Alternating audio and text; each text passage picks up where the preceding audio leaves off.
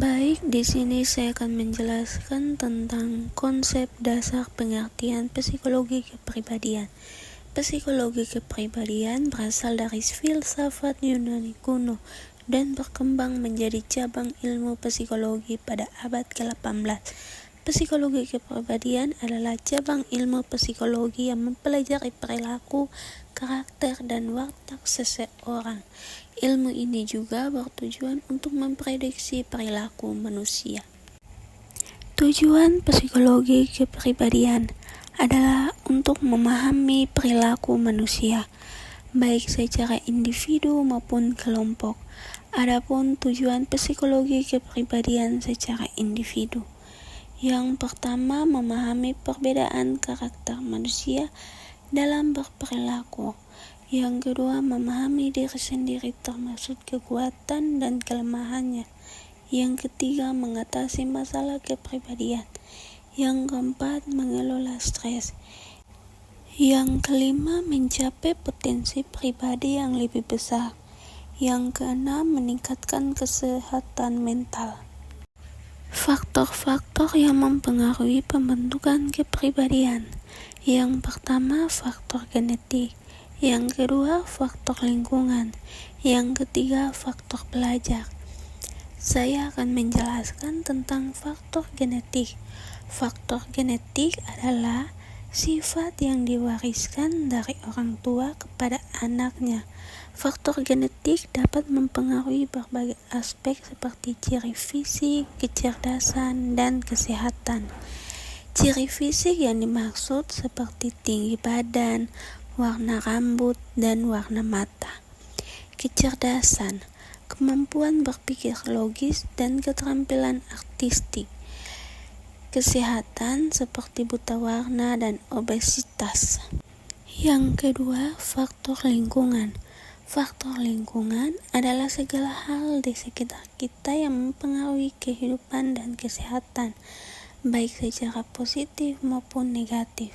Lingkungan tempat anak tinggal, belajar, dan bermain sangat mempengaruhi tumbuh kembangnya, termasuk ikatan emosional yang dibuat orang tua dan pengaruh tempat tinggalnya. Yang ketiga, faktor belajar. Faktor belajar adalah segala hal yang memengaruhi proses belajar, baik dari dalam diri maupun dari luar diri. Gaya belajar siswa dipengaruhi oleh tipe kepribadian, kebiasaan, atau habit, serta berkembang sejalan dengan waktu dan pengalaman. Istilah-istilah terkait kepribadian. Yang pertama, kepribadian. Yang kedua, karakter. Yang ketiga, habit. Yang keempat, temperamen. Yang kelima, ciri. Dan yang keenam, sifat. Di sini saya akan menjelaskan tentang kepribadian adalah pola perilaku, pikiran, dan emosi yang khas, unik, dan konsisten yang dimiliki oleh setiap individu. Memahami kepribadian dapat membantu kita memahami diri sendiri dan orang lain, membangun hubungan yang lebih baik, dan mencapai tujuan hidup. Yang kedua, karakter. Karakter adalah sifat, kejiwaan, akhlak, atau budi pekerti yang membedakan seseorang dari yang lain, atau dapat juga diartikan sebagai tabiat atau watak.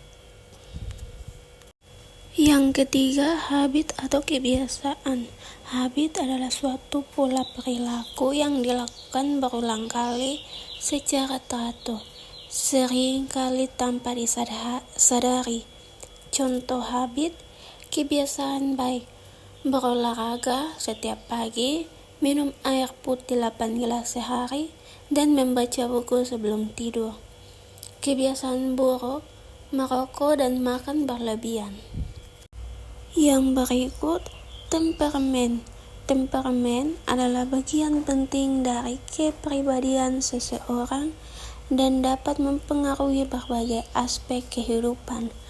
Memahami temperamen dapat membantu kita memahami mengapa orang bereaksi dengan cara tertentu dan bagaimana kita dapat berinteraksi dengan mereka secara lebih efektif. Yang kelima, ciri. Ciri adalah suatu sifat atau tanda yang khas dan membedakan suatu objek, orang, atau hal lainnya dari yang serupa. Yang keenam, sifat. Sifat adalah aspek penting dari kepribadian yang mempengaruhi cara seseorang berinteraksi dengan dunia. Memahami sifat seseorang dapat membantu kita memahami perilaku mereka, membangun hubungan yang lebih baik, dan bekerja sama secara efektif. Yang berikut, psikologi kepribadian Sigmund Freud. Bapak psikoanalisis Sigmund Freud lahir di Moravia 6 Mei 1856 dan meninggal di London 23 September 1939. Berasal dari keluarga Yahudi.